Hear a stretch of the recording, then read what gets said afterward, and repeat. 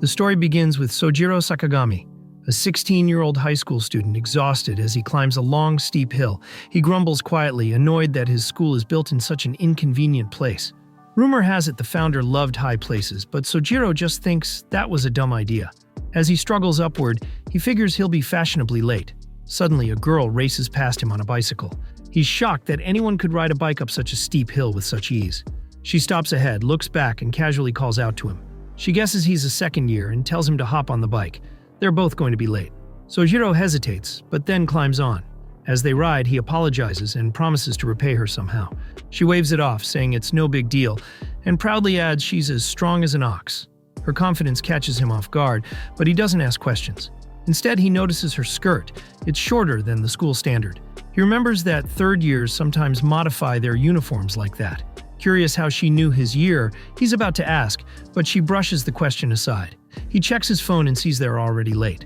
Once they reach the school, he buys her a soda from the vending machine as thanks. She smiles, accepts it, and apologizes again for not getting there sooner. Sojiro reassures her. It's fine, even if they only catch the second period. He watches her carefully, wondering if she's a third year or maybe a transfer student. Then, out of the blue, she brushes her bangs aside and shyly asks if he has any friends. The question throws him off, but he eventually says he has a few. She doesn't say much in response. Instead, she says she's good at divination. That surprises him. The more she talks, the more mysterious she seems. With a chuckle, she explains how her fortune-telling often scares people away. Her friends leave after she reads their fortunes, like it's a curse. She shares a story about someone who asked for a compatibility reading. The result was so bad that she gave weird advice. That person never came back. Sojiro is shocked. He asks why she would say something like that and expect people to stay. She changes the topic and offers to tell his fortune. She asks if anything's bothering him. When he doesn't answer, she teases that he just wants her to leave. Sojiro laughs and awkwardly admits he wants a girlfriend, an older one. Her face shifts into something he can't describe. Confused? Horrified? He tries to laugh it off with a joke, but it doesn't land. Frustrated, he asks if it's really that wrong to be interested in someone older. Instead of answering, she rolls her bangs back and asks to see his hand. He gives it to her, thinking maybe she doesn't dislike him after all. Then his eyes drift to her half-unbuttoned shirt. But before he can get lost in thought, she looks at his palm and smiles. "As I thought," she says, "you're destined to be with someone younger than you." She adds confidently that it won't be long before he gets a girlfriend, and she'll be a kuhai, a younger student. Sojiro is confused. He doesn't feel like he connects with younger girls. Before he can respond, she tells him it's already been decided, then walks away. She says he's welcome to visit the divination club anytime. As she leaves, Sojiro watches her go, thinking about how strange but interesting she is. He realizes he never even asked for her name. Meanwhile, the girl, Inuki Asuka, arrives in her own classroom. The teacher scolds her for being late on the first day. She blames it on a flat bike tire, classic excuse, but her mind stays on Sojiro and his wish for an older girlfriend. She remembers the fortune she read and decides to keep her own year level a secret from him, for now. Even though she tries to brush it off, she finds herself blushing when she thinks about his reactions. She tells herself it doesn't bother her, but it clearly does. Later, Sojiro decides to find the divination club and meet that strange girl again. He stares at the club board. It's a mess and doesn't look official at all. Still, he steps inside. Inside, he finds Mizuki chewing on bread. She turns to him with a neutral face. "Can I eat in here?" he asks. She swallows and snaps, "Who the hell are you?" Shocked, Sojiro stares at her. "You don't remember me." After a moment, she smirks and says she was just joking. Across the room, Sojiro is overwhelmed with emotion. Almost tearing up, he pulls out a chair and sits down across from Mizuki, asking if she always eats lunch alone. Mizuki shrugs and says she has no friends. So yeah, this is normal. As Sojiro settles in front of her, she narrows her eyes. "Why are you sitting there?" she asks sharply.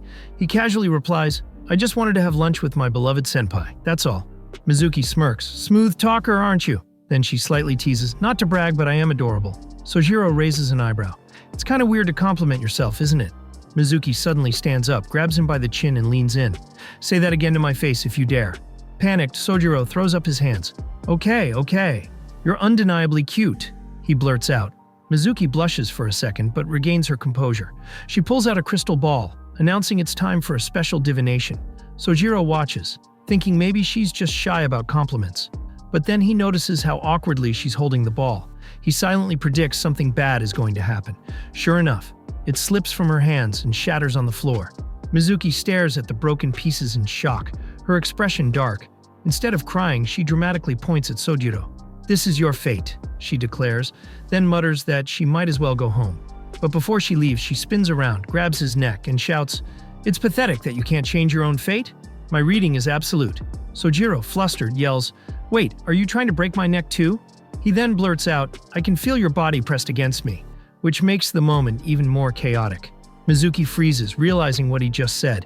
Then, to his shock, she hugs him tighter with a dreamy look. Dying in a cute girl's arms. That's every guy's dream, right? Sojiro mentally disagrees. "Nope, not me." He shouts that they should clean up instead.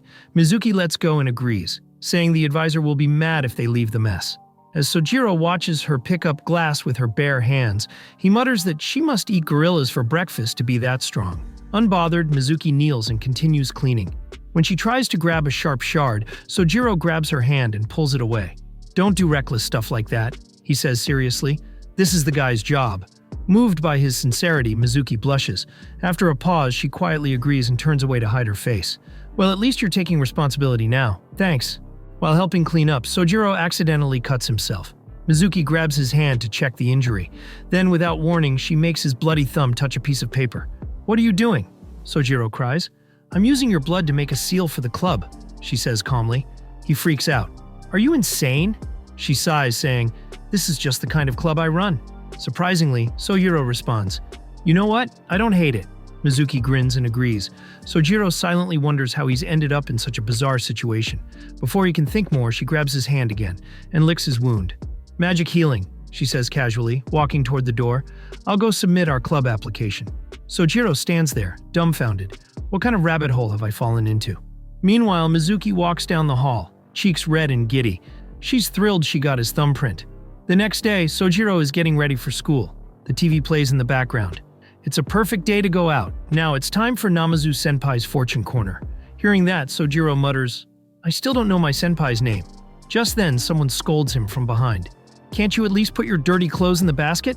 a girl says. He groans and agrees, asking her to tone down the yelling this early. She snaps back, "I'll stop when you grow up." Sojiro claims he's the definition of maturity. The news continues in the background as he heads to school. At the divination club room, Sojiro drops into a chair and tells his senpai to start with the basics. "Like your name." Mizuki, holding a box with a strange object inside, dodges the question. "Why? What do you want to know? My shoe size." "If you're offering, I'd prefer something else," Sojiro jokes. She stands up but slips slightly. Sojiro glances at her shoes and suddenly notices. They're first-year slippers. He freezes. "Wait, these are first-year slippers." Mizuki panics. I didn't know we had a door over there." "What are you talking about?" Sojiro asks, confused. Scrambling for an excuse, she blurts out, "I knew they were first-year slippers. I just like the color." Sojiro stares at her, stunned. "You're a first year?" Mizuki sighs and finally admits, "I'm a repeater." Sojiro leaps up and apologizes, not sure what to say. "You repeated a whole year?" Mizuki smiles faintly, but it fades when Sojiro mutters, that explains why you're kind of lacking." Back in the club room, Mizuki, nearly in tears, snaps that repeating a year has nothing to do with not having friends, and she finds Sojiro's comment insulting. Sojiro panics. He realizes he said the wrong thing. Desperate to change the subject, he reminds her she still hasn't told him her name. Mizuki waves it off and says her name is Pai. Sojiro blinks. "You really say the most random things." She smirks and jokes that there's nothing to say about her. Not her name, not even her race. Sojiro stares at her, shocked. "Wait, what do you mean by race? Are you even human?" Mizuki grins, replying, "My name is Senpai, my race is unknown." Frustrated, Sojiro wonders if she's really okay saying things that weird. In response, Mizuki waves the club application papers in his face and tells him to just join already. He takes them reluctantly, but instead of filling them out, he suddenly grabs her hand. Her eyes widen in shock, and she quickly pulls her hand back. "Did you bring an umbrella today?" she asks. "No," Sojiro says. "The weather forecast said it'd be sunny." Mizuki twists her hair between her fingers and tells him to stop by the shoe rack after school. She has something for him. Sojiro looks out the window, wondering what she's up to. Suddenly, smack. She hits him on the head, telling him to stop mumbling and to follow her. Startled, he asks what she meant by something. Smirking, Mizuki says it's an umbrella, with her included. Sojiro freezes, staring in disbelief. This girl's an idiot, he thinks. She opens the umbrella, inviting him to share it with her, even offering to go wherever he wants. Embarrassed, he steps under it, trying not to let his thoughts get ahead of him. He asks why she didn't bike to school today. Blushing, Mizuki mumbles that senpai takes the bus when it rains. Sojiro jokes that she sounds like a snake when he calls her senpai. So naturally, he keeps calling her that, just to annoy her. At the bus stop, Mizuki asks if he's taking the bus too. He nods, saying he'll ride it partway home. She holds out her hand. "Give me the umbrella back." He hands it over. She smiles and says, "See you at school tomorrow," and starts to walk away. Sojiro blinks. "Wait, don't forget your stop." Mizuki glances back, still smiling. "Don't catch a cold." Then she walks off, leaving Sojiro stunned. He stands there, feeling completely lost. What was that? He wonders. He even thought about seeing her off like some kind of gentleman, but now he's annoyed with himself. Meanwhile, Mizuki reflects on her lie, that she's a high school repeater. She can't believe Sojiro actually believed it. Why is she working so hard to keep up the act? She sighs, remembering that Sojiro said he likes older girls. That's why she lied. She didn't want him to think less of her. Mizuki blushes in frustration as she remembers eating lunch together and sharing the umbrella on the way home. The memory sends a chill down her spine. As the sun rises, she quietly folds up her umbrella and decides, "I'll stay as senpai. For now."